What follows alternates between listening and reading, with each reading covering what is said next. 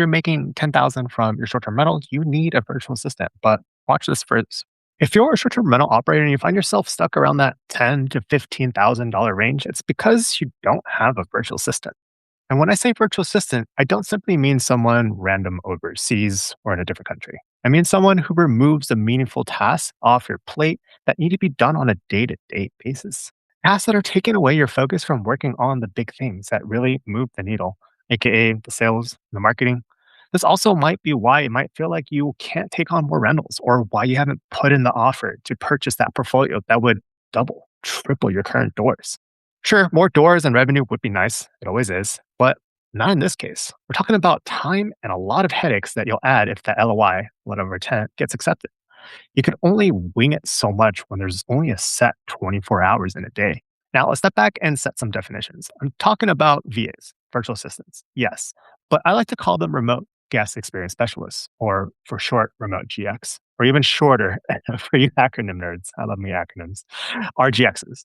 When you think of an RGX, I want you to think of someone who makes your experience working in the business, or rather, your customer's experience with your business, a few magnitudes more enjoyable. We know you, as the owner, will provide the best hospitality to all your guests and clients and owners. But we all know that even though you may enjoy it, I know most of you do, and that's how you justify staying stuck in it. That's not the best use of your time. But even to make sure we can wield this person effectively and therefore break through your 10 to 15,000 ceiling, we need to check a few things, and those things are what this video is about. Let's get going. You already know you need help. I mean, let's be honest. That's why you're probably watching this video and probably tons of other videos like this. Now, the question is, what do I need to do before hiring the RGX or before hiring the virtual assistant? Now, there's so many different videos, opinions that all pretty much lead to the same results. You can get deep into a rabbit hole, and rightfully so. The before hiring fear is a topic people search, and it's a topic most can talk about from their experiences hiring people in their company, hopefully. But somehow it still doesn't help until you actually do it yourself. Is this video any different? Not really, no. But I will make sure to make this super brief, concise, and worth your valuable time. There are only two simple things that you need to do to check off before hiring. This is the checklist. First item on the checklist is, do you make 10,000 a month in your business? If the answer is yes, great. Let's move on to number two. If the answer is no, just save this video and come back to it when you hit that milestone. Or just watch the whole video so I can get some watch time. But at least you'll get some good information when you do get to that point. Item number two, no more thinking, just doing. We're going to be attacking a time study. It's something that's simple to do, not initially easy, but once you get into the groove of it, it does get easier. Now, over the years, I went through about 5 different time studies. There are 3 to mention in our example today. They all basically go or lead to the same thing or say the same thing, but with slight variations. Different paths, but all in the same direction, getting a time study completed. Okay, so the 3 time studies that we're going to be referencing, the first one was back in 2020 with my first mentor in the short-term rental industry, Michael Shodrin. He asked me to do this 2-week study as his VA. The second source that we're going to be referring to is actually from a book, Dan Martell's book, Buy Back Your Time. And the third source that we're going to be referencing is my current mentor, Anthony Vicino. He does a live weekly training where he went over a time management lesson, TIME. We'll go over those acronyms. By the way, I do have a timesheet doc I've created from Dan Martell's Buy Back Your Time book. That's going to be in the description. There is no information wall, email wall, paywall, anything. Just click on it, make a copy, and you can actually use it to get your time study done. Okay, let's get on to lesson number 1. Time studies can be as simple as you want them to be.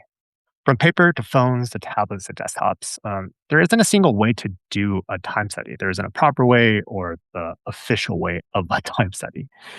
Now, the first time doing a study was as a virtual assistant. I got provided a basic Google sheet. It was one of those sheets that just had nothing but the task at hand. I felt like it was missing columns and rows, but it had just what it needed and nothing else. Column A was just 15-minute time increments of the time clock, and then the rows were all blank. They were just there for me to fill in what I was doing for that 15-minute time slot. I completed filing it out for 2 weeks, and it actually opened my eyes to a major habit I did daily in the mornings outside of work. I showered for an hour plus. And if I wanted to find the leaks in my time, it was right there staring back at me. Lesson 2, Buy Back Your Time by Dan Martell.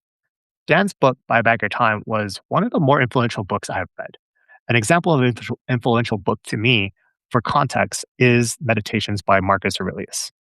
We do got to get something out of the way. Even though this book was very influential to me, there wasn't really anything new in the book, or there wasn't really new concepts in the book. Everything taught in there is from the original people that started self help, self development, like the greats, like Napoleon Hill, John Maxwell, Dale Carnegie, etc. But the way he presents it is what is new. I have found it very easy to consume, and the way he explains it, it made it the concepts click better or click in a way that I haven't seen before. My main takeaway from the book was actually an acronym, ATF. It stands for Audit, Transfer, and Fill. Audit is referring to the time study that we're talking about here. What are you doing day to day that can be handed off? And how do you track that? How do you make sure you can automate it or transfer it? So this is a 2-week time study that will clearly spell this out for you. Next is the T for transfer, not just to hand things off to AI bots or AI in general, but also using human resources as well. I actually do think that you should AIfy or AI agent or AI whatever into your business first before actually leaning on human resources.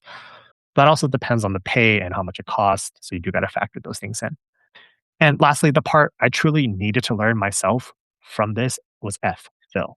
I got great at auditing and transferring and automating, but I didn't realize until reading this book that I was missing this specific step. Filling my time with higher leverage work that only I can do, that concept was so simple, but I was missing it. This is about how much we'll get into this book. I could and have spent hours talking about this book. Lesson three, my current mentor, who has also built multiple empires. Anthony Pacino has taught me some valuable lessons, and he went pretty deep into hiring on a call this year. Time, another acronym. Love these acronyms. TIME management. Basically teaching you can't be a genius with 1,000 hands, but you can be a team of 1,000 geniuses.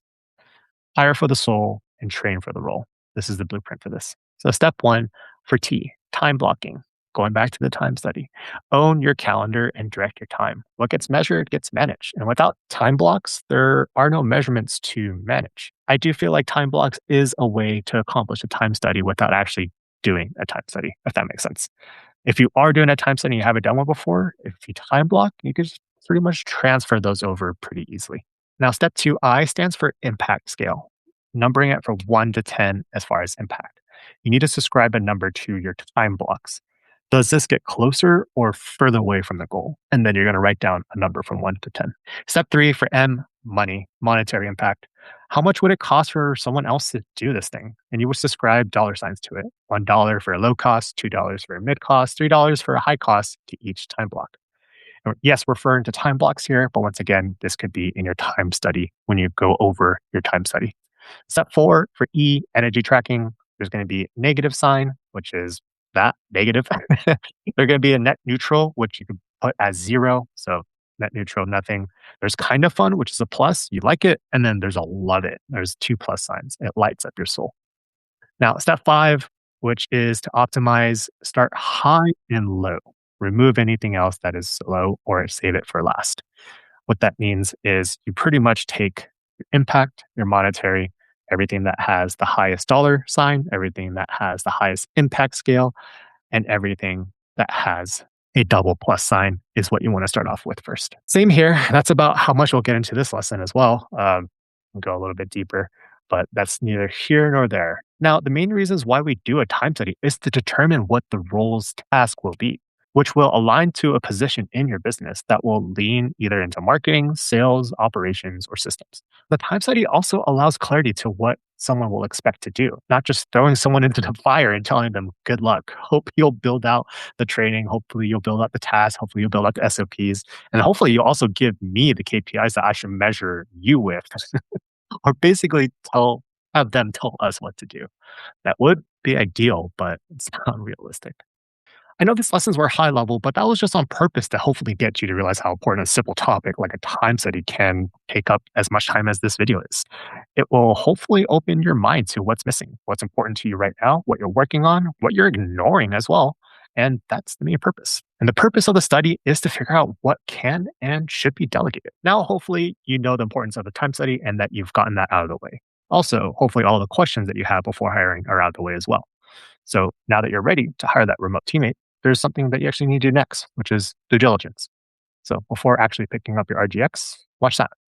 But If you want the complete process for hiring RGXs within your STR business, well, watch this video. Appreciate you sticking to the end. See you later, nerds.